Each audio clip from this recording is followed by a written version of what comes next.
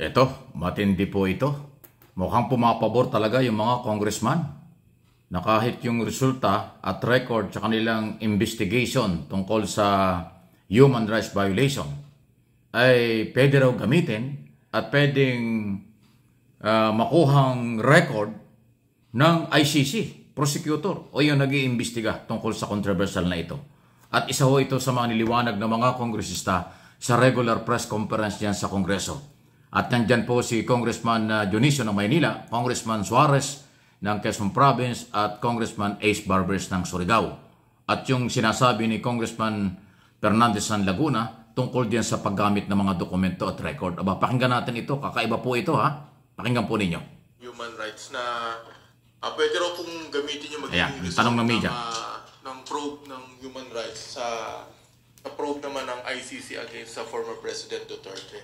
And second question ko po, yung reaction lang din po doon sa sinabi ni Solgen Guevara. Dalawang issue yan. Hindi nila pipigilan yung mga ICC investigators kung i-interview nila yung mga resource person tsaka yung mga suspect sa Pilipinas. Yan, press conference po kasi ito. Well, ako sa akin na Congressman Dionisio. Pagtulong sa ICC is one thing, but stopping them is another. Parang hindi magandang picture yung makikita kapag pinipigilan ng pamahalaan anyone who would like to inquire in such mga information. Also, yung public hearings naman natin regarding the EJ case and whatnot, lahat public documented naman yan eh. It's open to the public. If it's open to the public, it's open to ICC. And for sure, pwedeng gamitin nila yan as reference. Wow.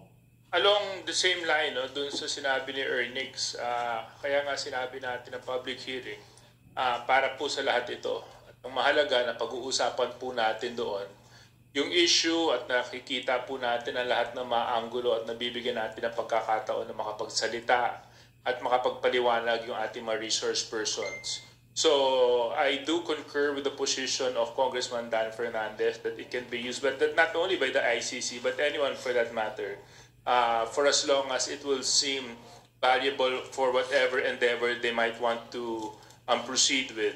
Now, with respect dun po sa position ni Solgen Guevara, again, a welcome development. We respect and recognize the position of the Solicitor General on this matter. And on that note, I would like to recognize one of our distinguished and most respected colleagues here in the House of Representatives, the Debonair, Congressman Roberto Ace Barbers. Okay, thank you, DS. After all has been said, pinaka-paborito ko yung Debonair. Thank you. And good morning to all our friends in the media. Dashing. Magandang umaga po. Billy, can you kindly... yan, tanong tungkol doon sa sa dokumento, record. Na reaction doon sa sinabi ni Chairman Dan Fernandez na possible na magamit yung result ng investigation ng EJ case sa Human Rights Committee sa ICC probe. Saka yung reaction natin po doon sa sinabi ni Solgen Guevara na they will not stop ICC probers daw. Pagka humingi sila, pagka kinausap nila yung mga resource persons at yung mga suspects. Yeah, first, dun sa reaction ko dun sa sinabi ni Solgen. Yes, it has been made clear by no less than the President that he will not operate, he will not stop the investigation, but the Philippine government will allow the ICC to conduct their own investigation in their country. Wow. Yun naman ang sinabi rin ni Solgen, supporting the statement made by the President in the previous interviews that he had. Doon naman sa sinabi naman ni Congressman Dan Fernandez, malaking bahagi nung investigation sa EJK ay maaaring magamit ng mga investigators from the ICC if they wish to get a copy of the transcript of the inquiry that the House of Representatives has done, kasi magagamit din nila yon. They may probably get some points, they may probably get some leads or information that will help them in their investigation. Again, It is a public record and anyone can access this record. Ayun, malinaw. If, So, malinaw ito. Hindi pala mahirapan yung ICC prosecutor. Hindi pala mahirapan ang mga kinatawan ng International Criminal Court sa kailang pag-iimbestiga at ginagawang imbestiga. Kasi investigasyon. Kasi tinuturing nga at totoo naman yan, public record, ang lahat ng dokumento, information, sinasabi ng mga testigo ng mga resource person sa public hearing ng Kongreso at Senado yan. Pero sa Kongreso, yan ang sinasabi. Ibibigay nila o pwedeng gamitin na dokumento ay dun po sa mga public hearing ng Congress, antitindi ng langlabasan dyan. Talagang nag-iiyakan pa nga yung mga kamag-anak ng biktima doon sa di umano'y paglabag sa karapatang pantao doon sa Operation Tokhang Double Barrel na nakaraang gobyerno. Wow!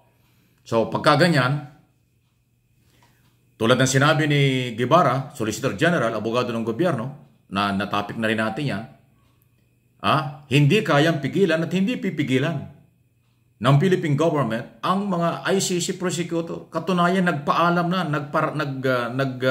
nagsabi na.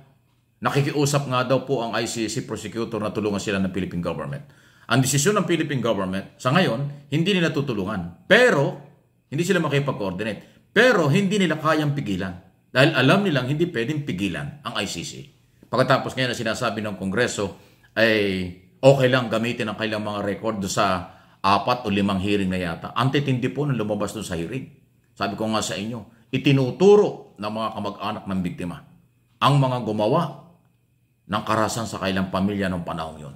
Sa record ng testigo na si Attorney Jokno, 20,300 sa loob ng isang taon, 2016-2017, ang namatay. At mayroong mga individual statement galing sa pamilya, lola, magulang, kapatid ng mga biktima ng mga panahon yon. Ang on record sa committee hearing. Kaya nga inimbitahan ng komite sa Kongreso si dating Pangulong Duterte at now Senador Bato de la Rosa na mag-attend sa hearing para mapakinggan ang kailang side. Hindi naman dumarating, hindi sumisipot. Si De Lima po ay inimbitahan, dumating na at matindi ang sinasabi. Ano ba sinasabi ni De Lima? Ang mastermind ay ang dating Pangulong Duterte. Wow! So ayan po, kung pagkaganyan, sabi ng Kongreso, open ang dokumento, pwedeng gamitin ng ICC. Sabi ng Malacanang, kahit tumingin na request, hindi na tutulungan, pero hindi nila kayang pigilan at hindi nila pipigilan. Ayan ito. So ibig sabihin, ayan na nga, mananagot ang mga dapat managot. At katunayan, meron na nga 5 opisyal na madating general, dating PNP chief, dating kasalukuyang senador at iba pa. Nandiyan si De La Rosa, Albayalde, Eliazar at yung iba pa na mga nabanggit na pangalan. Sabi nga ng Solicitor General, classified document yun, pero inilabas ni dating Senador Trillanes. At yun na nga, hindi ho dinideny ng ICC. Kasama nga yun doon sa mga naunang listahang iniimbestigahan. So hindi, inuulit ko, matindi po ito. Talagang may paglalagyan ang mga sangkot dito. Kasi hindi po itatago ng gobyerno at ng Kongreso ang ebidensya dahil public document. Mananagot. Nako, eto na, abang talaga. Paki-like ninyo, paki-share po ninyo at subscribe doon hindi pa doon sa ating mga channel, MA Pinoy TV at yung isang channel pa natin, Mike Abe Opinions.